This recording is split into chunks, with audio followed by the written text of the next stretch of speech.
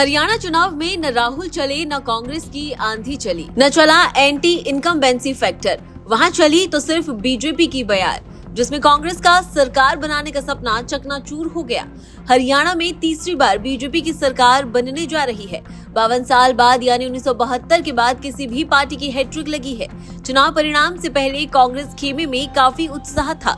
नतीजों के दिन शुरुआती रुझान में कांग्रेस को उम्मीदें दिखी, लेकिन दोपहर तक बीजेपी ने ऐसी बढ़त बढ़ाई कि कांग्रेस की बची कुची उम्मीदें भी धराशायी हो गई।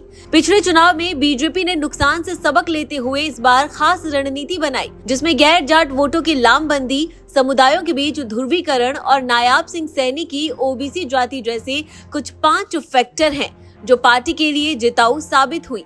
हरियाणा में बीजेपी ने सत्ता विरोधी लहर का सामना करने के लिए सटीक रणनीतियों पर काम किया। चुनाव के दौरान जाट वोटर मुखर रहे तो वहीं गैर जाट समुदायों ने बीजेपी के साफ सुथरे शासन का समर्थन किया।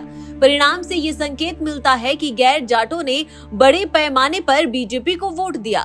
बीजेपी ने हमेशा सभी समुदायों के लिए काम करने की बात कही, लेकिन पार्टी को लगता है कि हरियाणा में जाट हमेशा से अन्य समुदायों जिनमें ओबीसी, पंजाबी, दलित पर दबदबा बनाने की कोशिश करते हैं।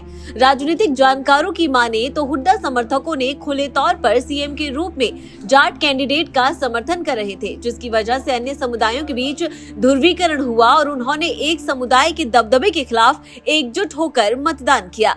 बीजेपी के लिए नायाब सैनी का चेहरा बनाना भी फायदेमंद रहा। सैनी को चेहरा बनाकर पार्टी ने सत्ता विरोधी लहर को कम करने की कोशिश की। दूसरा, सैनी के ओबीसी समुदाय और साफ सुथरी छवि का भी पार्टी को फायदा हुआ। चुनाव प्रचार के दौरान बीजेपी ने खर्ची और पर्ची का आरोप लगाया, उसे प्रभावशाली ढंग से उठाया।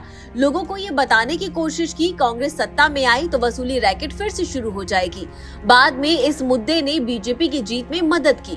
बीजेपी में जीत का फैक्टर किसान आंदोलन भी रहा, जिस मुद्दे को कांग्रेस अपनी जीत का आधार मानकर चल रही थी। बीजेपी ने उसे काफी प्रभावी ढंग से निपटाया। नतीजा पार्टी को जितना नुकसान हो सकता था उससे कम हुआ।